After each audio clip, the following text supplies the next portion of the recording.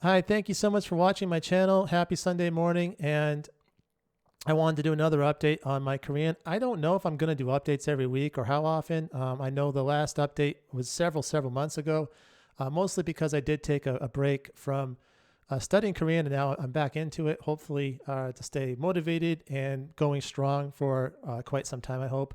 But always that is a bit of a question mark, so we'll see how it goes. But going well this week. So last video, I watched I guess Matt vs Japan and Ken, the interview on YouTube. I really enjoyed it. Ken seems like a great guy. He has such an interesting story and experience learning Japanese, and his method where he was, of course, he got a little bit of learned some of the fundamentals from the traditional materials, namely Pimsleur and another learning channel, and then he had this method of watching Japanese anime with English subtitles, and then watching it again without English subtitles, and somehow, I guess, doing that 8 hours a day for 11 months really improved his Japanese quite a bit. I tried that, and because it's so motivating, his Japanese is great, and Matt vs Japan says it's great, and like Matt vs Japan says something's good, it's good, right? Tried it, and I tried this method a little bit in the past because other learners on the language learning forums I use said this worked for them or helped them.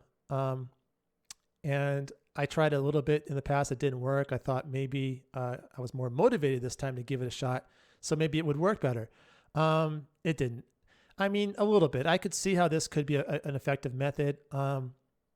But with my level of Japanese, of Korean, which probably is similar to where Ken was at when he started doing this on his own in high school, like an upper beginner level. It's just it's really hard picking out new expressions, new words that you don't know, just based because you know the context because you watched it with English, and of course you have the visual cues. It's really hard. And I found myself, I tried to lower the time. So like, for example, I would watch it for 5 minutes and then rewatch the 5 minutes instead of doing a whole show or 10 or 20 minutes or 30 minutes. I was kind of experimenting because I was thinking maybe if I,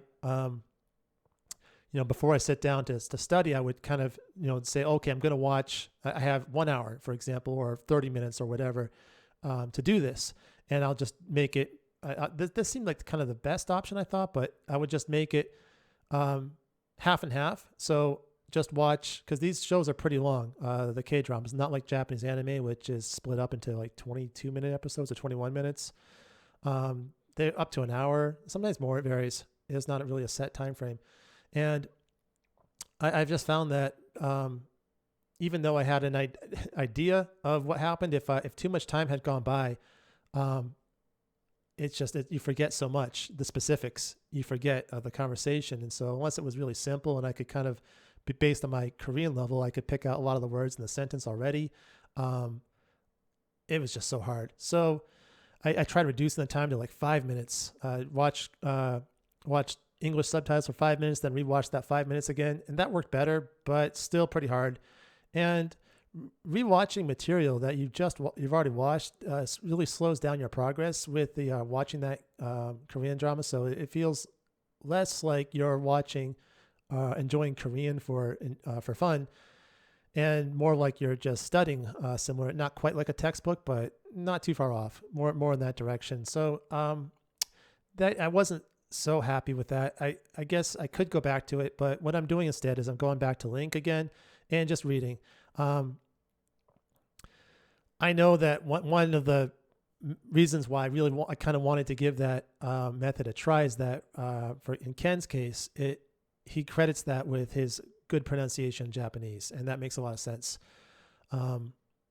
because he's basically learning from listening by and large. So whereas when you learn from reading, of course, you have an idea of how to say it, but your pronunciation is a little off for sure. And you are sub-vocalizing as you read. So you're kind of getting some speaking practice sort of as you read, and maybe building bad habits.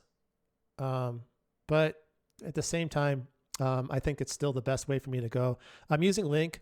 I did think that Ken's method of kind of like a dual language text, basically using the English full on sentences translation to really give you a solid idea of the context, I thought that was very good. So to help you with Korean and to generally make your studies more enjoyable and easier as well. And so Link has an option where we have obviously Google Translate has gotten very good. And when I'm reading, especially going from Korean to English, whereas I think the other way around it may not.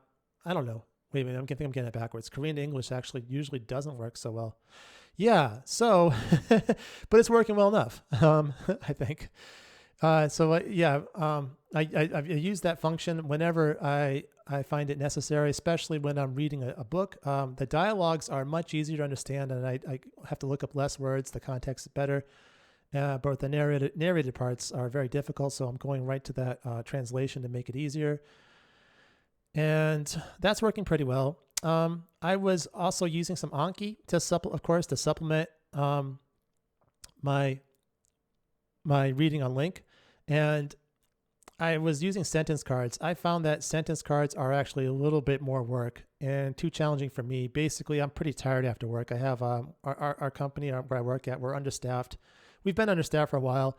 I guess with COVID, there's lots of, depending what industry you're in, that's kind of across the board with people quitting jobs, and that's just a big problem. My company seems to be a bit worse than others, but it could be worse. I don't work in the health industry, for example, but regardless, work can be stressful. After work, unplugging, getting into a foreign language can be a little difficult, and I want to make it as easy as possible. So with Anki, those sentence cards were actually, instead, in the past, I found that studying Anki was actually a good stress reliever, just a routine I did to relax, get my mind off of work. But with sentence cards, it's a little bit harder. And so I've gone back to vocabulary only cards, and I'm using Evita's vocabulary deck that's available on Anki. I made some adjustments. I used the Vorvo, one of the Vorvo add-ons to add native pronunciation to all the words. Evita included some native pronunciations for some of the, probably I think the more common words, like the first 500 or so, roughly. And then after that, you were kind of on your own. But with that add-on, you can easily add native pronunciation to almost all the words. There's only a few words that didn't come up from when I ran the add-on, and that helps a lot. I also use the Google Image add-on that's available for Anki, so that I added. Actually, I used the way I did it was and I'm not sure what if you're studying English, a great way.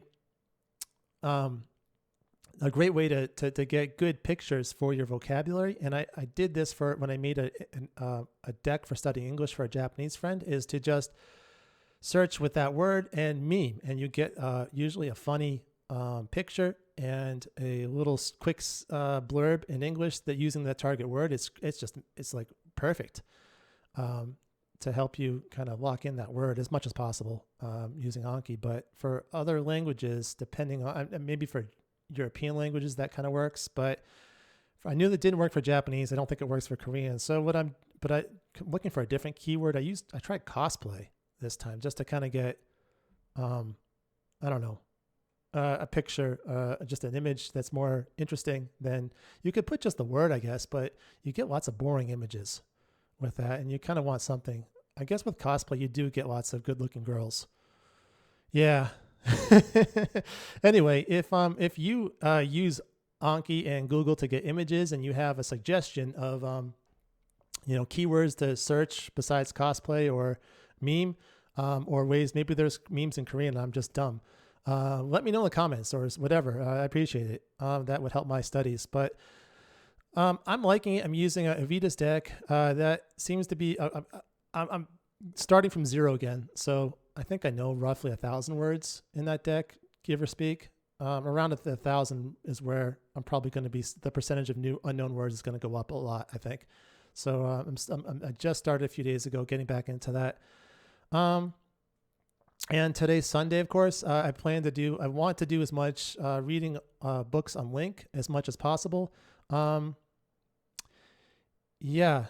they say that you don't want to overdo Anki, but you can absolutely overdo your immersion. So I will try to read as much link as possible. I might want to get in some K-dramas. K2 is a drama I'd like to see, but I'm working on Harry Potter, Prisoner from Azkaban.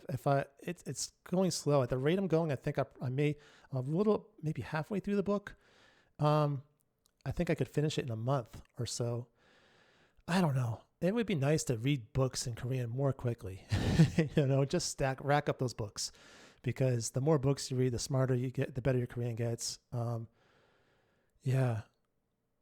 And I think that once I read enough books, then watching K-dramas, my listening comprehension for K-dramas will go up to enough where I could benefit more from watching those, and that would be really cool. And then, of course, I'd love to start doing language exchanges with people from Korea on apps or whatever, or even just italki tutors. Right now, I've done. I don't know if I talked about this. I keep trying. I like italki. I like engaging with natives. That makes it that's really why one of the big reasons why I want to study Korean.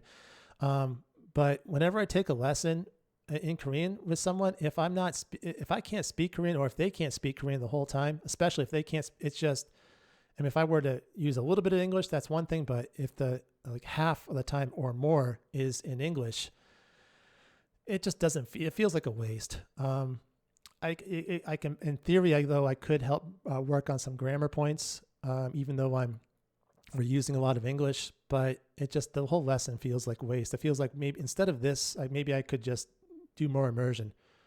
But once I can get to the point where we can use all Korean, then that lesson becomes a very good immersion experience, and so that's really cool. So how to get there? I guess just immerse, and Anki, and God, grammar. I hate grammar.